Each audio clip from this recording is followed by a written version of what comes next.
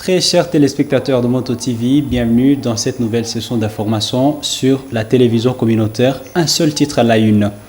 Lutte contre la rougeole. 818 206 enfants sont attendus dans les 12 zones de santé de la division provinciale de la santé de Butembo à la campagne de vaccination contre la rougeole lancée ce jeudi 18 mai à Butembo. Ces enfants sont ceux dont l'âge varie entre 6 et 9 mois. Bernardin Siviola, chef d'antenne du programme élargi de vaccination, invite les parents à amener leurs enfants dans des structures sanitaires en vue de les prévenir contre cette pandémie. Voilà tout pour les titres.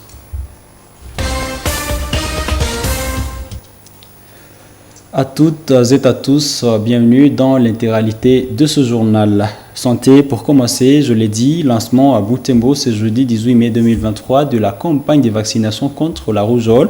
Environ 800 000 enfants sont attendus dans les 12 zones de santé de la division provinciale de la santé de Butembo.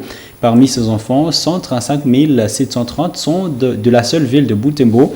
Il s'agit des enfants dont l'âge varie entre 6 et 9 mois. Bernardin Siviolia, chef d'antenne du programme élargi de la vaccination PEV en sigle, invite les parents à amener leurs enfants dans des structures sanitaires pour les prévenir de cette pandémie. Suivez ce reportage de Nelly Mwengisali et Luciana Moussiviro. C'est cet hymne national qui ouvre officiellement les activités de ce lancement officiel de la campagne de vaccination contre la rougeole, ici au centre de santé Matanda, connu sous le nom de Baskila. Cette activité a vécu à présence des autorités politico-administratives de la ville, des agents sanitaires, ainsi qu'en présence des enfants accompagnés de leurs parents. Dr Bernadette Sibiholia, responsable du programme élargi de vaccination dans la division provinciale de santé d'EPS Butembo, indique que cette campagne vise à prévenir la pandémie de rougeole dont des centaines de cas sont signalés dans la ville de Butembo. Une campagne de vaccination qui fait suite à celle de 2018. C'est depuis, quand on était encore dans les années 70, il y avait beaucoup de cas de décès de rougeole qui étaient dus à la rougeole. Mais avec la création du programme élargi de vaccination fait en 1976, on a mis en vogue beaucoup de campagnes de vaccination contre la rougeole. Et à ce temps-là, maintenant la rougeole avait disparu. Parce qu'avant de compter un enfant dans la famille, il fallait que l'enfant ait d'abord souffert de la rougeole pour le compter parmi les enfants de la famille. Maintenant, vers les années 2010, nous avons eu la résurgence des cas de rougeole dans le pays. Et nous avons eu maintenant des épidémies très graves en 2018, 2019, 2020, 2021 aussi. Il y avait beaucoup de décès. Plus de 6 000 décès ont été recensés en RDC. Et c'est pour cela que la République a voulu qu'on puisse organiser une campagne de suivi en 2023 pour qu'on puisse vacciner tous les enfants au même moment dans tous les pays. Nous avons déjà trouvé dans notre zone, dans les deux zones santé de la ville de Butembo, nous avons plus de 150 échantillons qu'on a déjà prélevés chez les enfants qu'on a envoyé à Kinshasa suite à la suspicion toujours de la rougeole. Le président du Parlement d'enfants Butembo Lubero salue l'effectivité de cette campagne dans la ville. Il invite les autorités à la sécurisation des structures sanitaires pour permettre aux agents sanitaires de bien travailler. Nous tenons également à appeler toutes les autorités et la population du Nord Kivu à permettre un climat et une situation sécuritaire favorable pour l'atteinte des objectifs de cette campagne de vaccination, notamment celui d'atteindre sans discrimination aucune les 100% des enfants attendus pour ces activités durant les 5 jours comptés à partir d'aujourd'hui. Le maire de Butembo a pris part à cette activité. Celui-ci a invité tous les parents de la ville de Butembo à accompagner leurs enfants dans cette structure sanitaire pour les faire vacciner contre la rougeole. Nous encourageons tous les parents à travers la ville de Butembo de pouvoir accepter que leurs enfants soient vaccinés de 6 mois à 59 mois. Même dans les écoles, il y a des écoles maternelles. Nous avons dit que les directeurs, les enseignants puissent accepter que les enfants qui étudient dans leur milieu scolaire de pouvoir être vaccinés. Le commissaire supérieur principal a alors procédé au lancement officiel de cette campagne de vaccination contre la rougeole pour la DPS Butembo. À cette occasion, un enfant de 6 mois a reçu la vitamine A. Applaudissements. Vous allez le faire.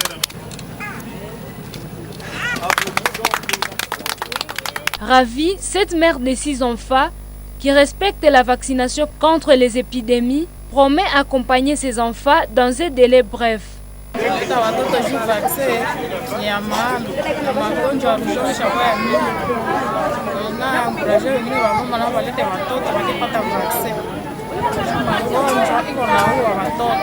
Cette campagne va durer 5 jours, débuter ce jeudi 18 mai. Ce processus ira jusqu'au lundi 22 mai. Pour la ville de Butembo, le PEV rassure que 884 500 doses sont disponibles.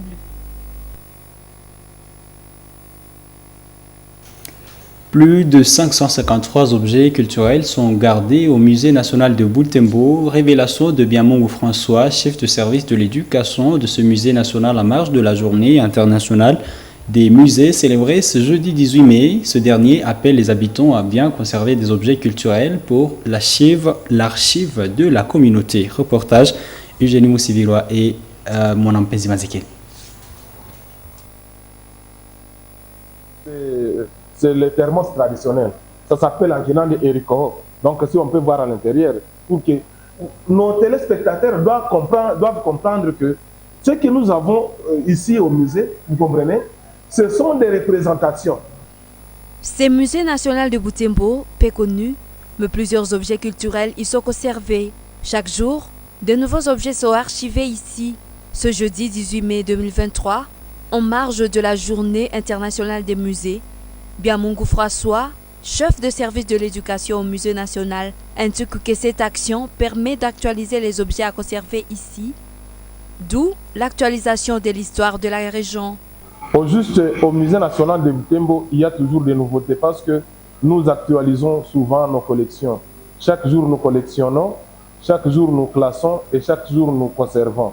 C'est-à-dire, c'est un musée d'abord, c'est une collection permanente. C'est quelque part où nous conservons régulièrement.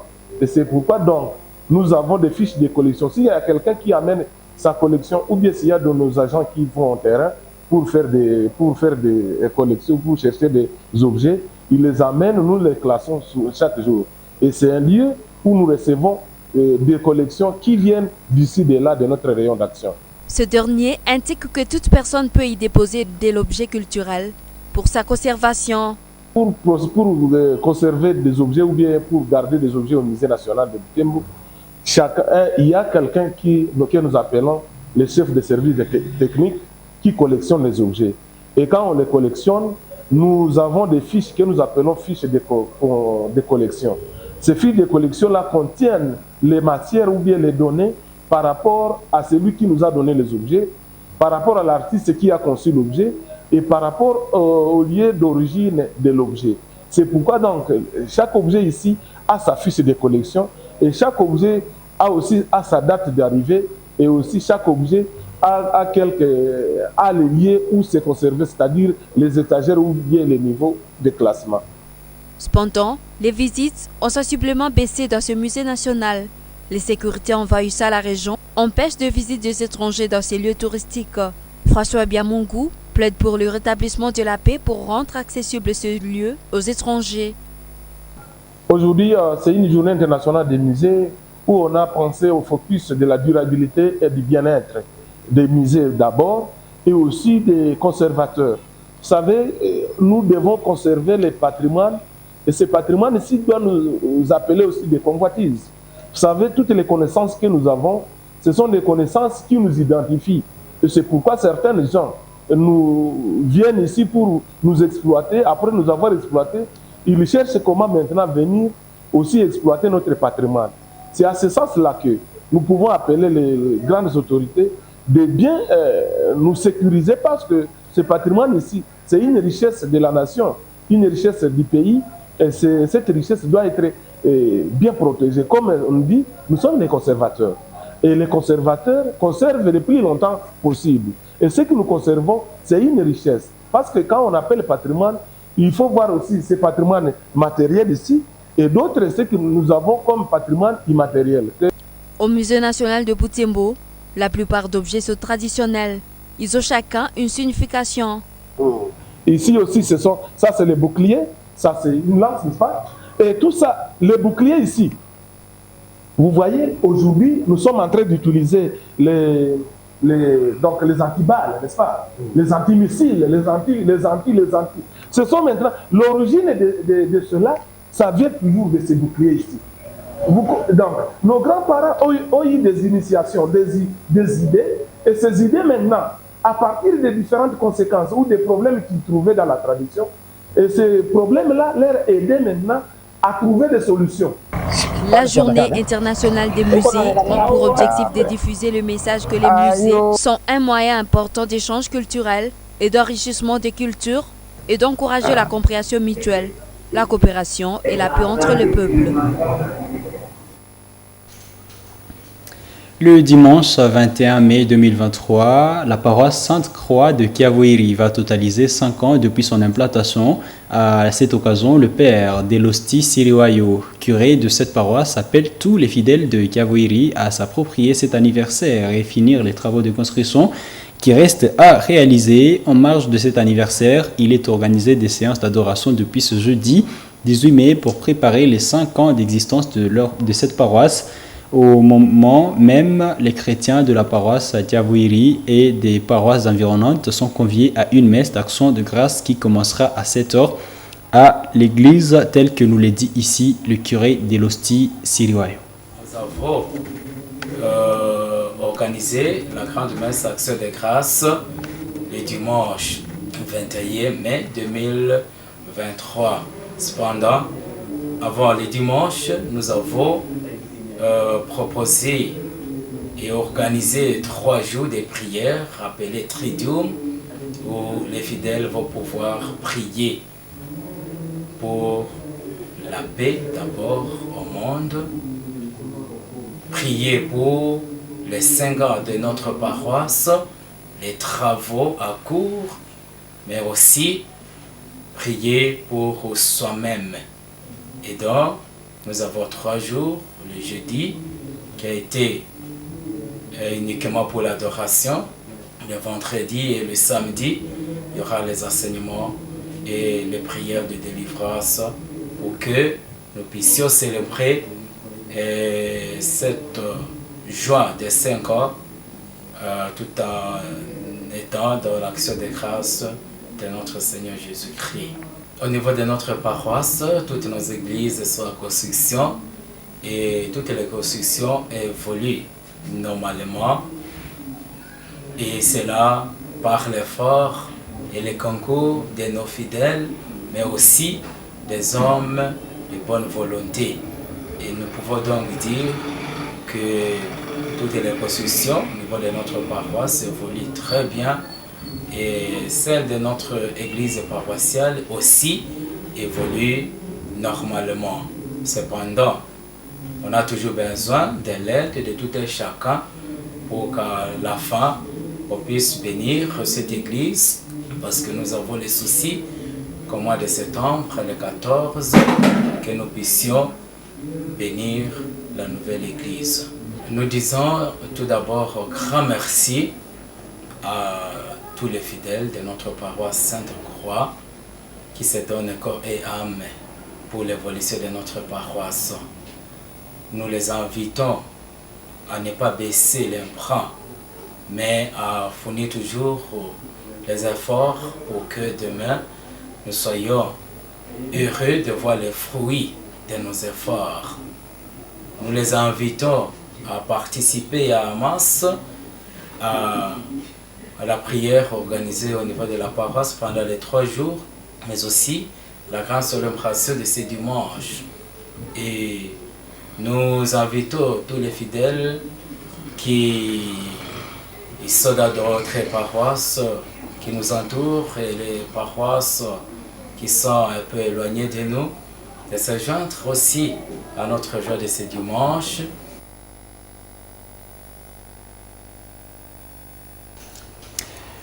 Société et sécurité, les activités du programme de désarmement, démobilisation et relèvement communautaire et stabilité PDD-RCS ont été lancées mardi 16 mai en territoire de Lubero. Une centaine de combattants ont accepté de déposer les armes. Le coordonnateur provincial de ce programme, M. Clovis Mounir Maeshe, les a exhortés à sensibiliser leurs semblables encore en brousse pour la pacification de la région. Reportage Gérard Mourefou. Les activités de lancement officiel du PDD-RCS ont vécu à commune rurale de Kirumba dans le territoire de Lubero. La plus grande d'entre elles est la conférence qui a rassemblé les responsables du programme de désarmement, de mobilisation et relèvement communautaire et la stabilité PDD-RCS et la population de Kirumba et ses environs. 9 heures, quand la mise en place est terminée dans cette salle.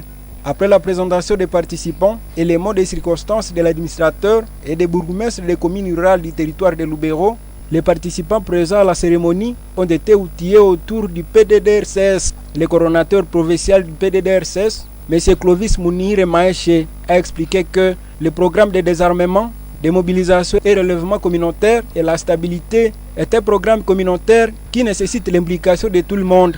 Toutes les activités relatives seront exécutées par la population de la place, inclus les ex-combattants, précise le coordonnateur provincial. Fin de la conférence, le coordonnateur du PDD-RCS et sa délégation se dirigent au site du cantonnement de Kassando. Sur ces lieux, plus de 100 combattants de divers groupes armés sont cantonnés. Il accueille le coordonnateur provincial du PDD-RCS et sa suite.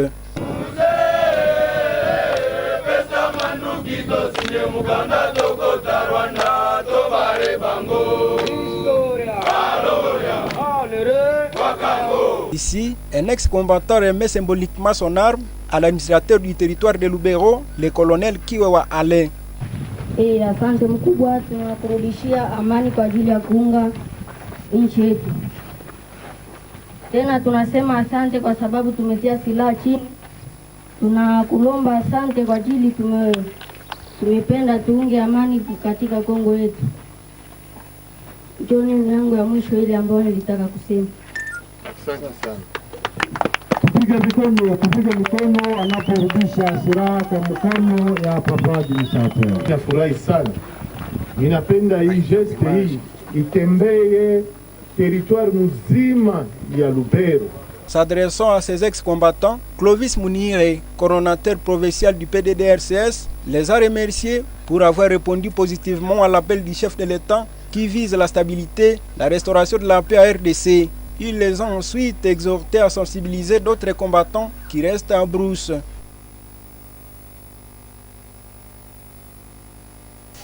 Bouclons cette édition par cette page. Des agents de l'Université de l'Assomption Congo UAC ont reçu des motos ce jeudi 18 mai 2023. Avant la distribution de ces engins, le père aumônier de l'UAC les a bénis. L'acquisition des motos va permettre au personnel de l'UAC, dont des agents de la Moto TV, de se déplacer en toute facilité. Reportage Isabelle Wangaimuka et Croyante Viamba. 9 motos au total ont été remis aux agents de l'UAC ce jeudi 18 mai au site de Kambali. Ces motos constituent les premiers lots d'engins qui seront remis au personnel de l'UAC. Avant tout usage, ces motos ont été bénies par les pères aumôniers de l'Université de l'Assomption au Congo. C'était à la fin d'une courte prière dite à l'occasion de cette réception. Dans sa prière, le père Mbakula Jean-Baptiste a rendu grâce à Dieu qui a permis l'obtention de ces moyens de déplacement et a imploré sa protection pour les conducteurs. Mungu Mwenyezi, muumba mbingu na dunia, tunakuomba kwa ajili ya watu watakaotumia pikipiki hizi. Tunakuomba basi wote watakapotumia pikipiki hizi waendelee njia yao katika amani, wajue kutambua katika Kristu mwenzi wao wa njia, yeye anayeishi na kutawala milele na milele. Amen.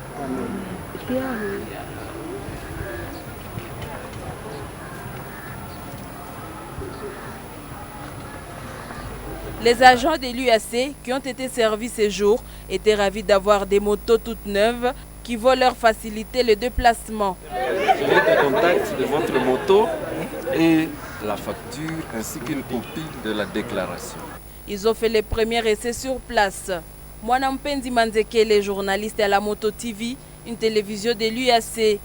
Il est content de sa nouvelle moto. Manzekele, bonjour. Oui, c'est moi, bonjour. Voilà, vous venez d'acquérir votre nouvelle moto. Je suis tellement ravi déjà, franchement.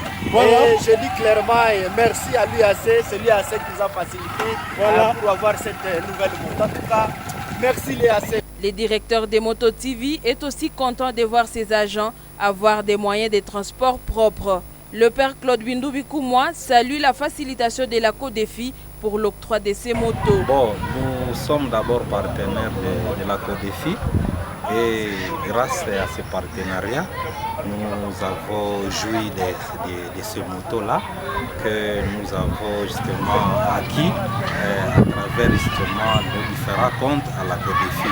C'est le premier contexte. Le deuxième contexte, nous sommes dans un contexte de dynamisme où justement les agents doivent venir au travail ou rentrer du travail. Et le facteur temps compte. Et grâce à cela, si on respecte le temps, on va respecter bien son travail. Et si on respecte son travail, on vit mieux de ce travail-là.